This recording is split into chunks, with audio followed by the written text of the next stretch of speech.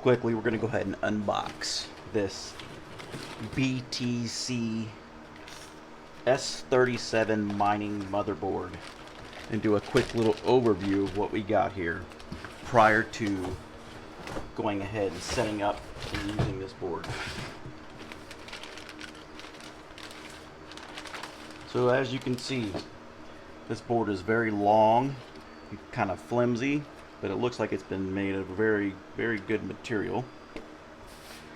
As you look here at this motherboard, I'm going to turn it this way so you can see it. So as you look here, you have an HDMI, VGA, 1, 2, 3, 4 USB 2.0 ports, and you have your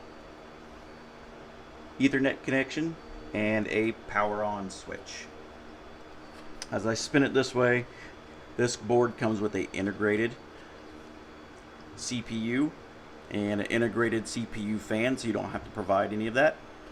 And it has a DDR3 slot like the ones that come in a laptop, and it just takes a simple DDR3 laptop RAM chip, 2 regular SATA connectors.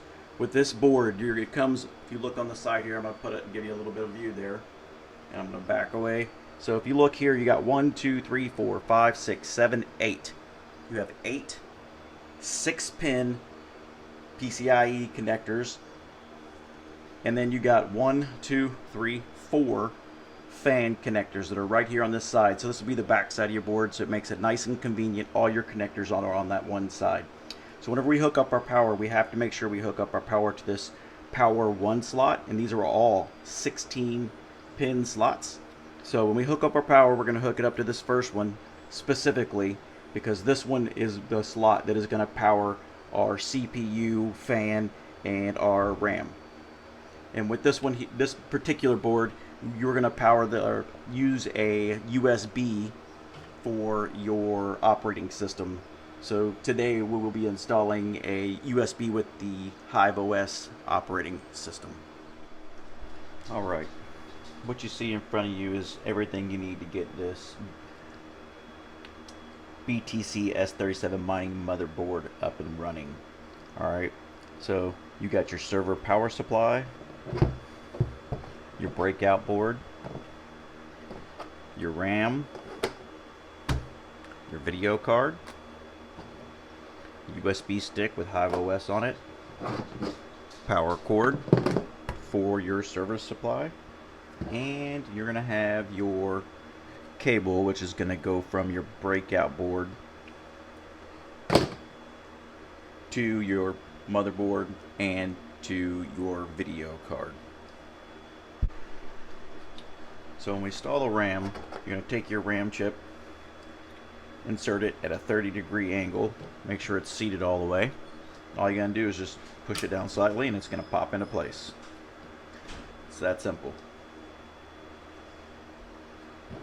Your USB stick will be last. What we're going to go ahead and do is we're going to hook up the server power supply to the breakout board and get the power running to it, and then we'll see if it powers up.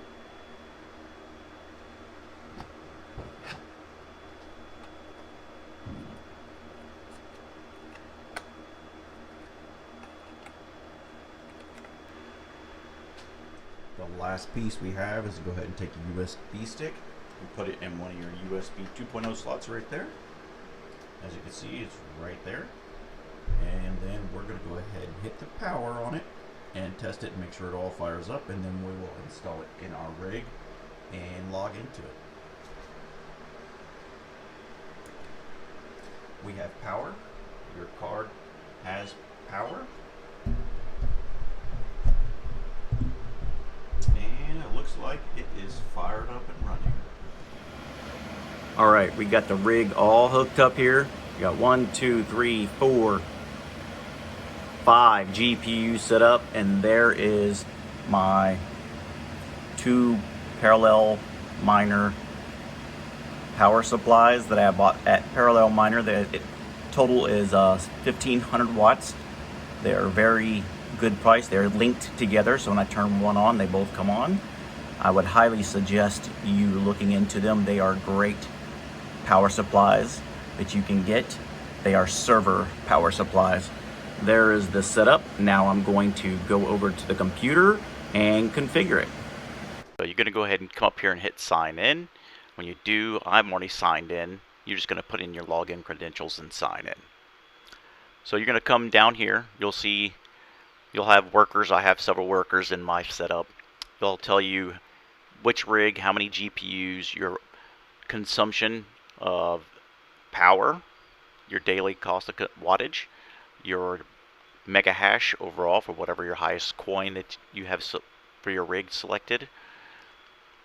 And then it'll tell you ET hash and so on and so forth. So down here, if you look here, you're going to see farms, wallets, flight sheets, overclocks, notifications, your funds, which will show how much your funds is that you have deposited if you need it, referrals, and account.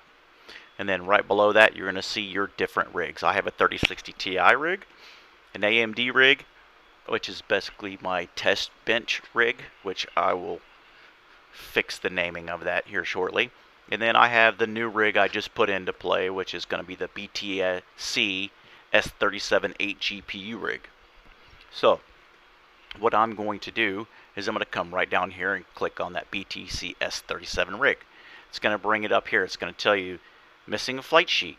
It's going to show you how many cards you have that are on there. The green means they are good and up. So then I'm going to come here and I'm going to select my worker. This is the worker that I made earlier. It says 8 GPUs. Now I selected my worker and it's going to bring you here. It's going to show you all the cards I have on my rig. These are all the ones that are up and running. And right now, this is the power consumption in your wattage.